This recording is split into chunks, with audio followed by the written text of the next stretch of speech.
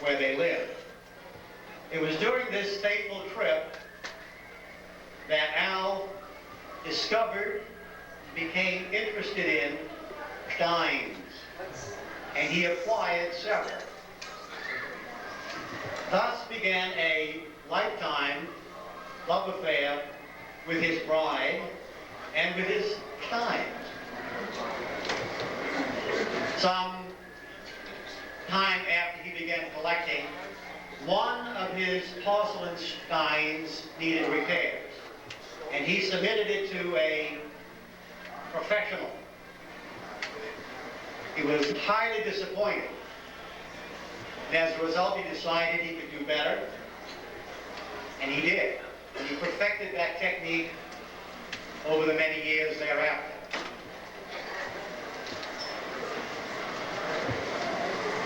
A decade ago, our speaker retired as a teacher of German and Spanish.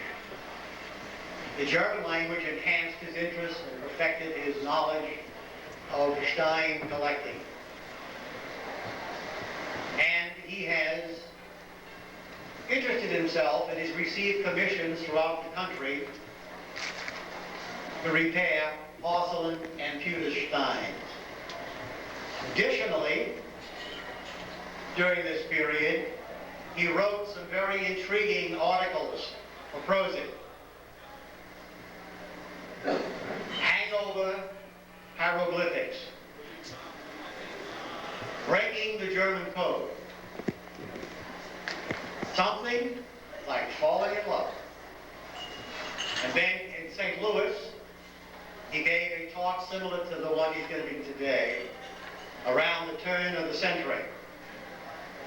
And finally, in Minnesota, the Turnverein und der Steins. Am I correct in that pronunciation? Close enough. It's a great pleasure for me to introduce to you Al Hoch and his early German humor.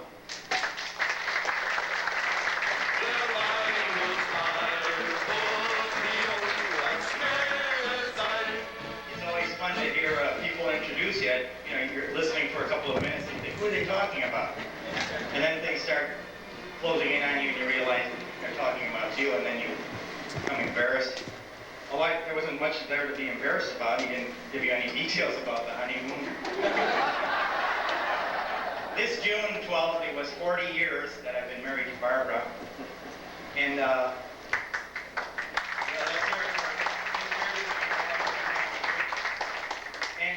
people say sometimes, you know, Al, I like to talk, but I'm so afraid of talking in front of people. Well, if you know this crowd, you let them out for recess, you know, and they're gone. So there's not going to be anyone here anyway with the lights. I don't know how many are out there. I figure 10 or 12, and some are making noise for 10. Because they didn't drink coffee, they went out someplace else. But anyway, not every speaker can have a home feeling, an ambiance that I'm experiencing today, because it was Barbara, my wife, that made this banner, which is a copy of the original banner that was given back to Tom McClellan. And Barbara presented this to SCI at the San Diego convention, which we couldn't attend, but we were there visiting our daughter, and there were a lot of things going on so that we weren't able to attend the convention. But she presented at that time, and it's been appearing regularly now. So I saw her staying up late, sewing in the car as we drove out to California, etc., etc. And it's nice to have something from home right in front of me. Now to get on with the talk. Actually, my very first beer stein came from Barbara, too. She gave it to me before we were married. It was a simple little half-liter polychrome colored new stein, which she bought at Marshall Fields in Chicago. And that was the seed that began all of this. You know, there's so many types of humor and so many ways to express humor. I was thinking, as an introduction, before my formal typed out introduction here, think of Jack Benny. All it was often was the way he said it. To other people expressing what he said, it wouldn't have been funny at all. But that classic line, you know, where the is holding him up, and he says, your money or your life. And Jack just pauses, and says, and the robber repeats the lines, and he's thinking. He's such a tightwad, known for his tightness with money. He wasn't sure if he was going to give up his money or his life. And there are other forms of humor. Of course, we can go on. This could be a talk all in itself. Types of humor. The pun, the definition, is the lowest form of humor unless you think of it first.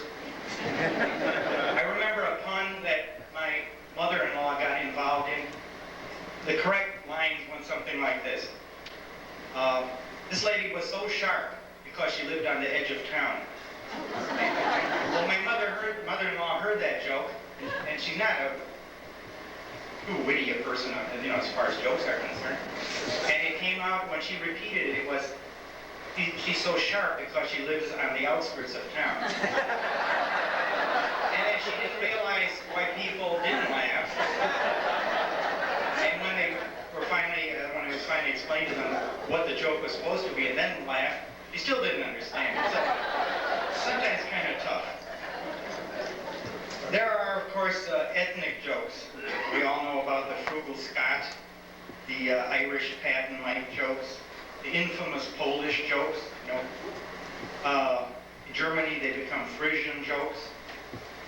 And then there are regional jokes. For example, in Germany, the Hamburgers make fun of the Frankfurters, who in turn cross over to Austria and make fun of the Wieners. We might categorize these as high cholesterol gags. Sometimes these categories get very specific, such as the Bohemian banker teller joke. What do you call an abortion in the Czech Republic? That's a canceled check.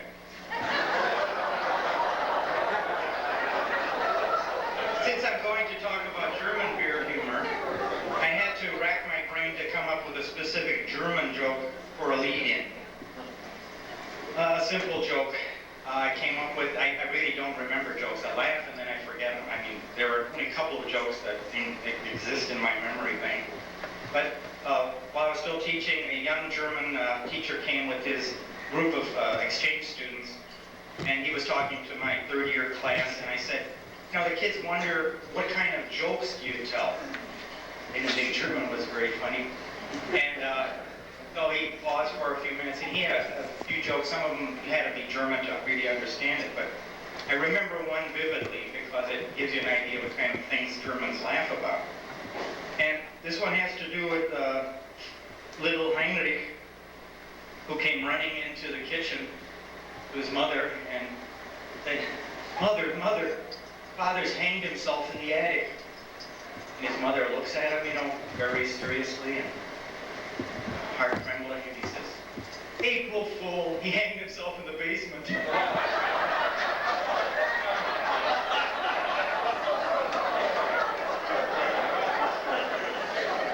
getting the feeling there are more people out there than I thought. The kids learn something, for example, that Germans do make jokes about April Fools, but they don't say April Fool. They just say April, April. And that's the April Fool part. So it tied in with the language instruction and all that good thing. Okay, now I'm going to get a little more formal. There are slides enough, I think, to accompany the talk, but we won't get into them for just a couple of paragraphs. Okay? Now, officially, I'm beginning. I hope there's some laughter left. In preparing for this talk, I at first resisted the urge to start with the definition. Often people do. After all, I thought everyone knows what humor means, and some of you even know what German beer is. But when I went to check the meaning of the word humor in my Webster, I was surprised and pleased to be reminded that the first meaning of humor is moisture or fluid, which begins to define beer. And then Mr. Webster goes on with the meaning I first had in mind, which was the quality that makes something seem funny, amusing, or ludicrous. I was also reminded of just how liquid humor is, difficult to bottle up, and once it's released, it's hard to know where it will end up, pretty much like my talk. The reason that I volunteered to speak on this topic came largely from my research on my last talk, which put so many of you to sleep in Minneapolis. find even one cartoon relating to the German Turners and beer drinking. It seemed unnatural. Turner spends a couple of hours lifting weights, then he goes out to the tavern with his buddies and lifts some beers. I mean, wouldn't you have written it or drawn a cartoon at the time? Couldn't find any. So I decided, but I did come across quite a few that related to the topic of beer. And so I decided to share some of them with you this year. Of course, what made me chuckle might not seem so funny to you. So please bear with me if you don't agree with my selection. Because at some point in time, mostly around the turn of the century, someone, an editor, Richard Wright perhaps, or an art director, thought the following material humorous enough or funny enough to actually pay for it. These are commercial jokes and other uses of humor. Okay, slide number 1. Okay, now we're shooting this all the way across the floor here, and so it's probably not clear enough for everyone, but I'm going to comment on each one, and hopefully you'll get the humor involved. My first slide is that of a Steinlid insert, which bears the German inscription, Wir sitzen so fröhlich beisammen und haben einander so lieb, which translates to, we're sitting so happily together and love each other so much. These are probably lines from a popular poem depicting a scene much different from that on the insert. The humor, of course, is a perfect example of gallows humor, ties in with the joke about April Fool. Since the peasant chained to the cart looks anything but happy. What we see may be recalling the French occupation, when not all was sweetness and enlightenment. Looks like a French policeman, doesn't he? The peasant looks down in the dumps, and you know, it might not be very funny if you're on your way to jail. Could be a Polish joke, that could be Rostenkaus. Oh no, never happened, never happened. Slide 2. Another type of insert humor is demonstrated by this drawing in which the owner or his drinking buddies are asked to find a rabbit hidden somewhere in the drawing. Pretty simple if you're sober, and the insert is magnified 100 times. How many of you see the rabbit? Raise your hand. I can't see you either, so we're even. Okay? I'll give you a few seconds. I stall for time anyway because I figured this isn't going to last enough time. How many see it now? Where is it, audience? Right up against the 100, it looks like he's giving him a kiss. Okay? See his ear pointing up there and his rabbit's foot down there? Okay. All right. There were many such inserts.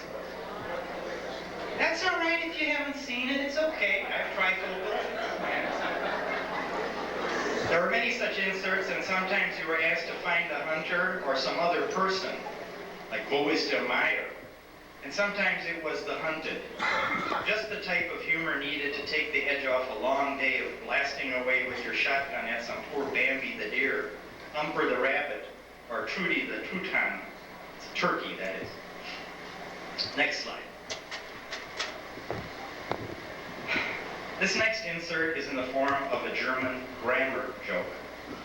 Just as most foreigners do, the Germans realize that their grammar is a joke, or at least worth laughing at.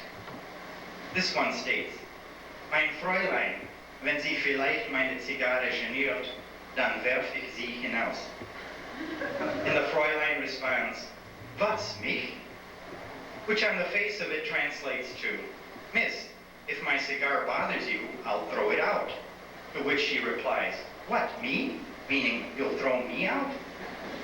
The confusion comes not from the printed word on the insert, which makes it very clear with a lowercase s.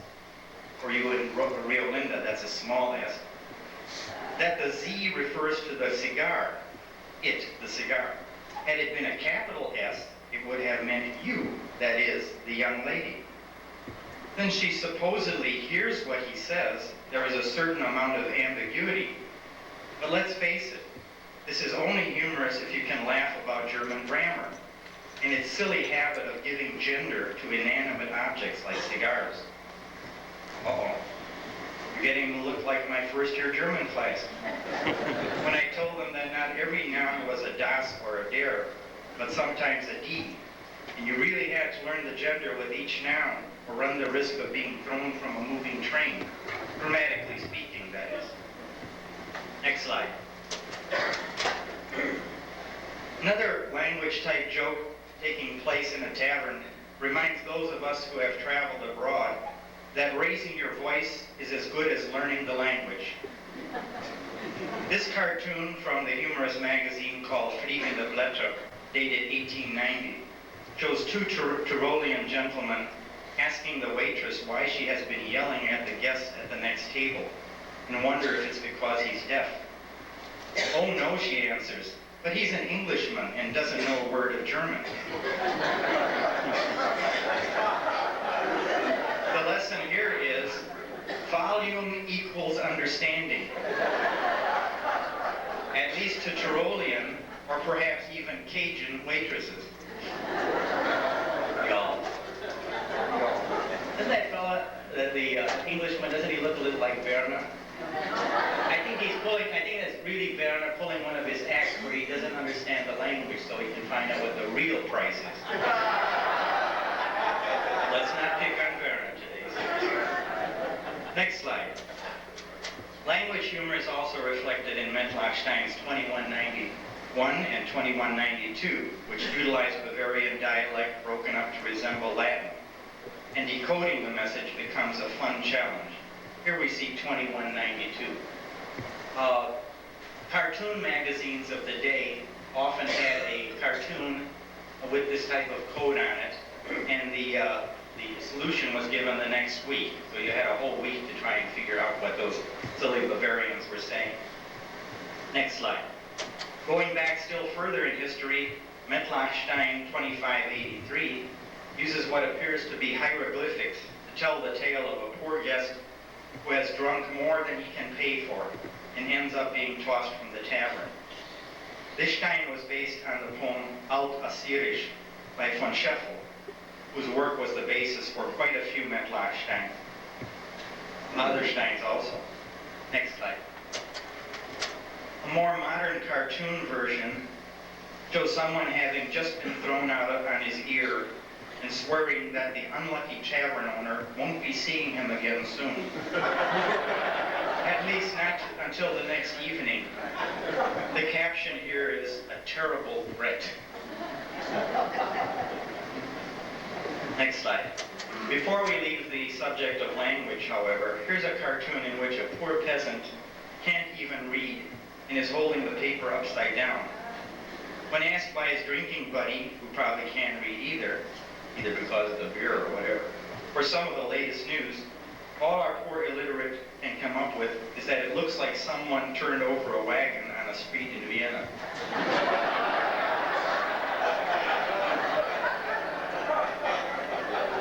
You can see the name of the paper upside down there.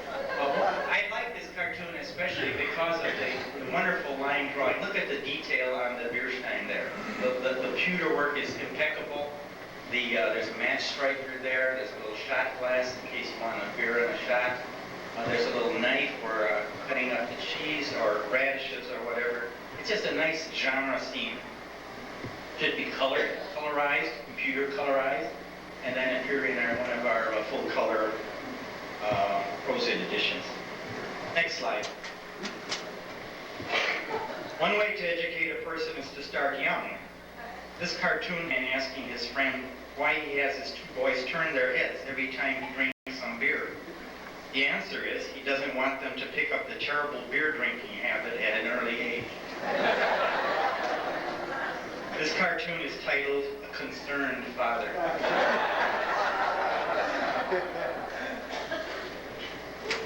Next slide.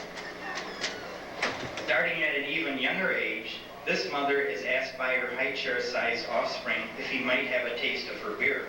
German kids did stuff like that. She agrees and then asks him, "Now what do you say?" The answer is not the expected thank you, but a hearty Prost.